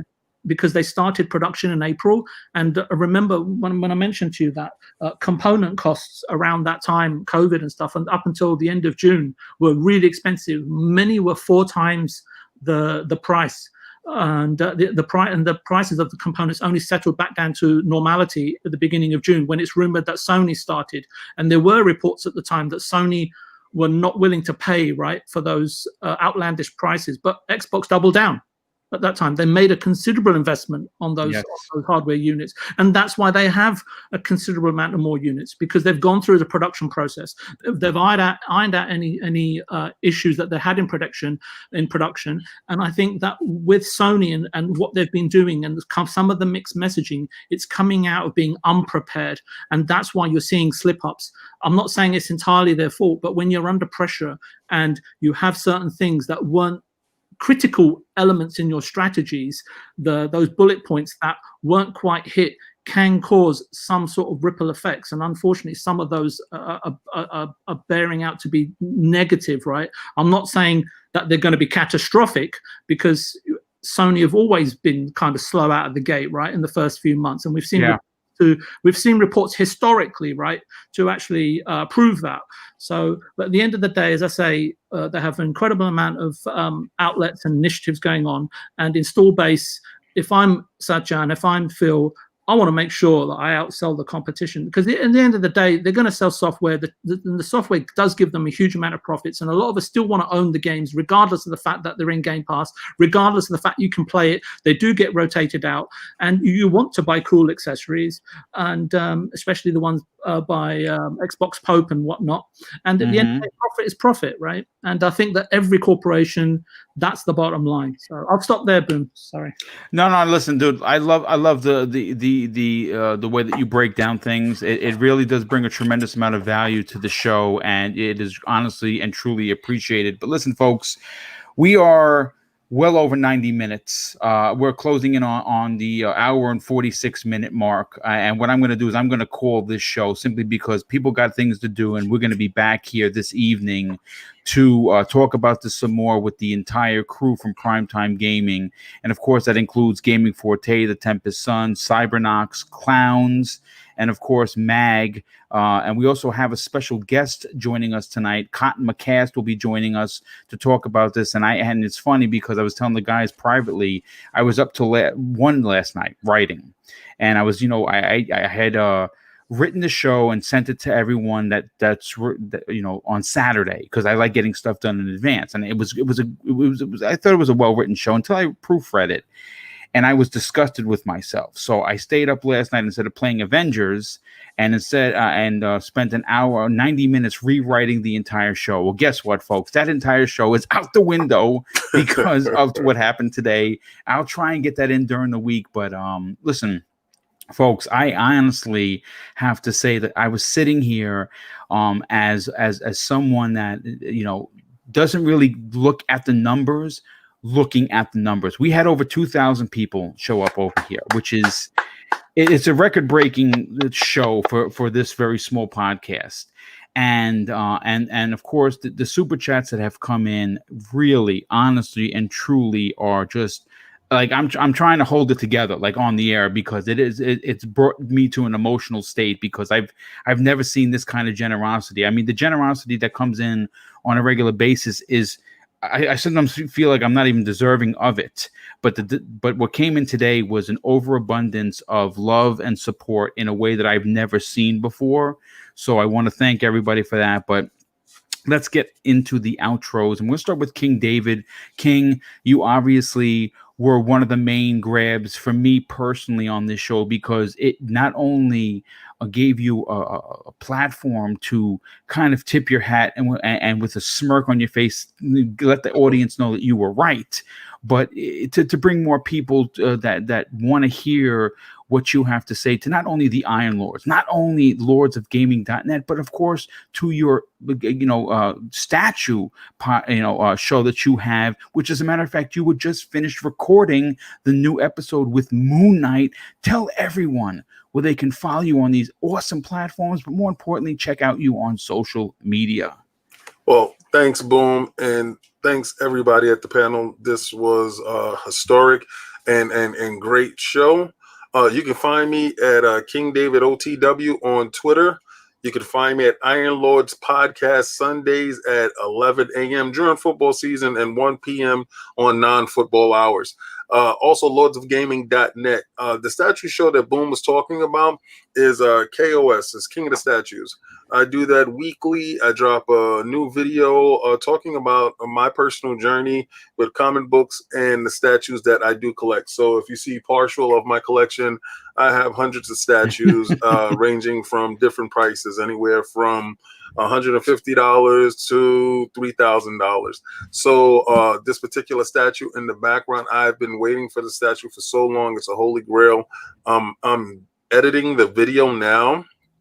So that should go live sometime this week. You can also catch me on Darth Castle X. That's DCX open mic Fridays at 9 p.m.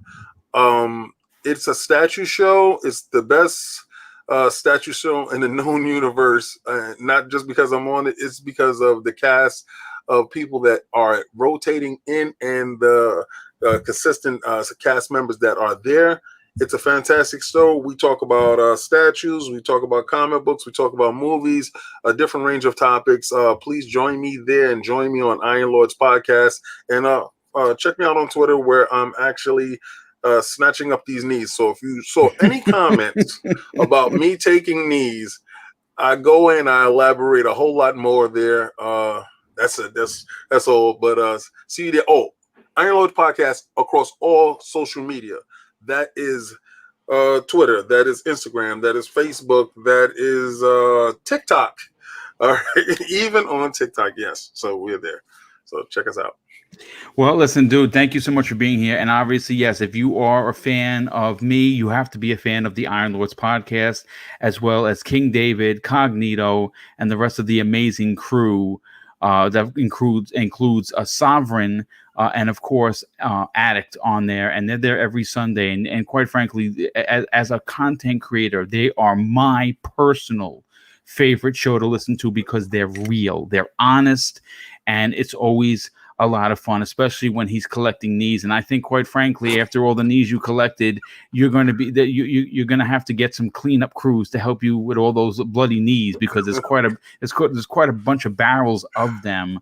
And Zemi, you obviously are the cog that keeps the Xbox Factor podcast together each and every week. And I want to thank you for your tireless work. Today must have been exhausting with these super chats, so thank you for dropping those into the private chat. It's greatly appreciated. But we need to get people to your channel, because not only are you an amazing community member, not only are you a die-hard gamer and, of course, Bethesda fan #1, but you're also a part-time chef, and you have not one, but two YouTube channels. So tell everyone about where they can potentially learn about how much you love Bethesda on one, and also learn how to make a pizza from the other, and also follow you on social media. Yeah, so I think it's, in times like these, we need to remember one very important thing, and that is that Todd Howard is our savior, okay? And directly after this show, I think I'm going to go and pray to his altar in my closet and go to bed. I'm super, super tired right now, man. I've been up for 24 hours now, but I had to be on this show. But yeah, guys, anyway, so I do have 2 YouTube channels. The first one's called Zemi Games, where I post a bunch of gaming tutorials, gaming news and reviews and that type of stuff. And then my second channel, which I've been slacking on tremendously, is called Zemi Eats, where I post cooking recipe videos and food reviews and stuff like that. And eventually, at one point or another, I will probably put more content on there. So definitely go check out that channel if you want to as well. You guys can also check me out on Twitter at Zemi Games. And if you heard something during today's show that maybe you agreed with or you didn't agree with, feel free to send me a DM. I always love interacting with the community and just, hearing different opinions and stuff like that. And then I also now am streaming on Twitch as well. And you can follow me over there on Twitch using the same name, Zemi Games. Boom. Thank you so much. I'm going to go take a very, very, very long nap after I, worship, Todd Howard in my closet. Well, thank you so much, dude. We'll go take that nap and take it easy, brother. We'll see you back here on Thursday's Xbox Factor podcast, where we will still be talking about this and what is going to happen. Maybe we'll get some more information. Maybe even some of that secret information that we've been talking about that could drop in the next couple of days. Next up, Dreadpool. First of all, thanks so much for taking the time to be here while you're working. And obviously that mic that you bought was a good investment, because you sounded like you were home. Tell everyone where they can find you on social media, but more importantly, check out your outstanding YouTube channel that does have a new program attached with a couple of episodes. Yes, you can find me on Twitter as Dreadpool. The O's are actually zeros. My gamer tag, even Stadia, is Dreadpool, all caps, all letters. Eventually, I'll probably move off of it, but right now I'm still getting the free games, so, I'm enjoying it. But for the most part, I'm a panel member on Gaming Beyond the Box Wednesday nights, and we also at 8 p.m. Eastern, and then also on Saturdays we do Playcasters, where I do commentary, but for the next until after October, Halloween. Right now, I'm doing sponsoring a haunted house. So nice. I'm going to be out somewhere else donating my time for charity and scaring the crap out of people. Nice. And that's always fun. Yes, and then also Friday mornings I'm with you and everybody else. So 10 a.m. Eastern. Yes, and 10 a.m. also Eastern. as you also said, Breaking Bread with Dread. It's on Spotify.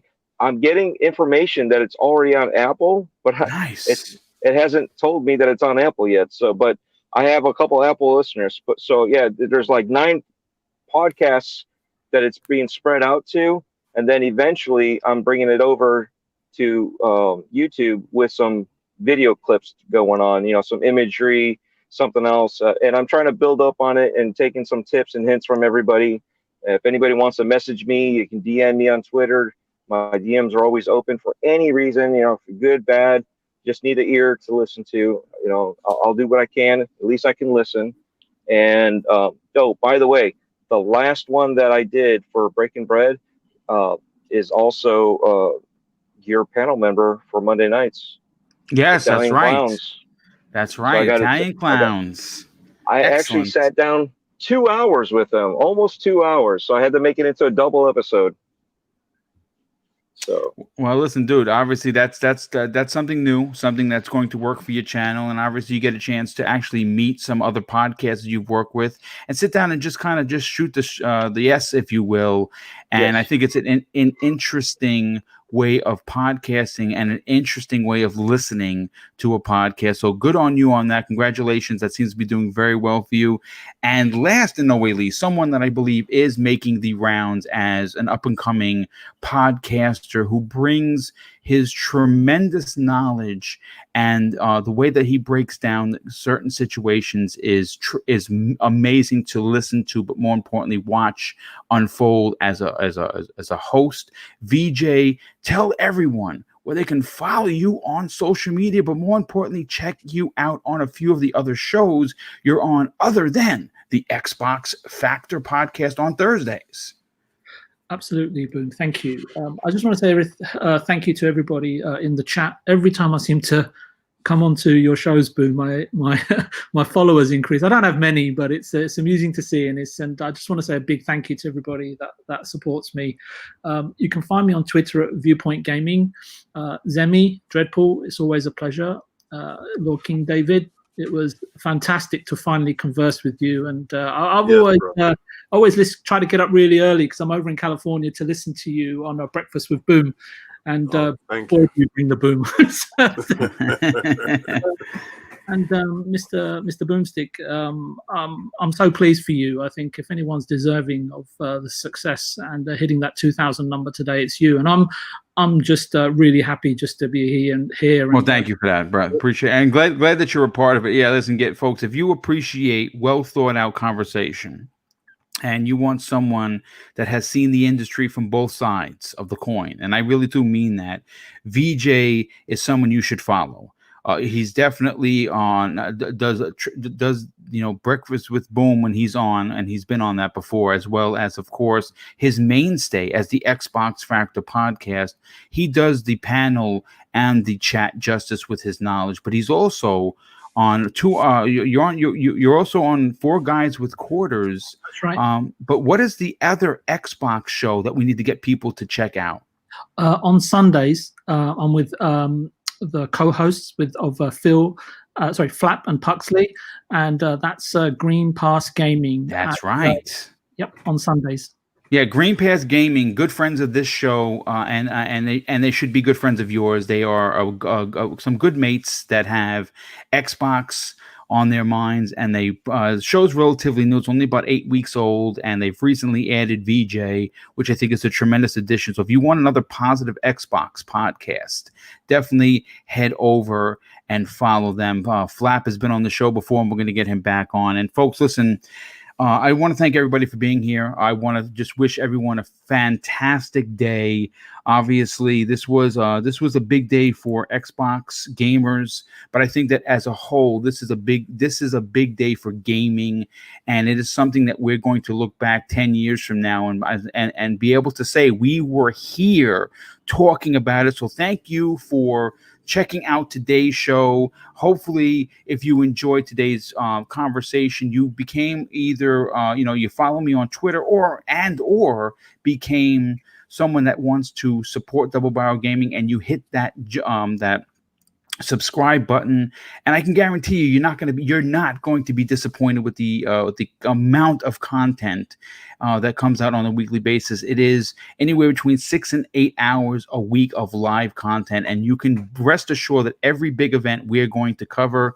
And I'm going to close out the show with something that is important to me. Hopefully it will one day be important to you, and that's something that my dad taught me when we were kids, and I think it's worth more now than ever. And he used to say, son, treat others how you want to be treated, and also it doesn't cost anything to be nice. You live by those rules, and I can guarantee you're going to have an awesome day. So take care, everyone. Be safe. Enjoy gaming on whatever console you want that you're on, and we'll see you next week on potentially a new episode of Double Barrel Gaming Presents.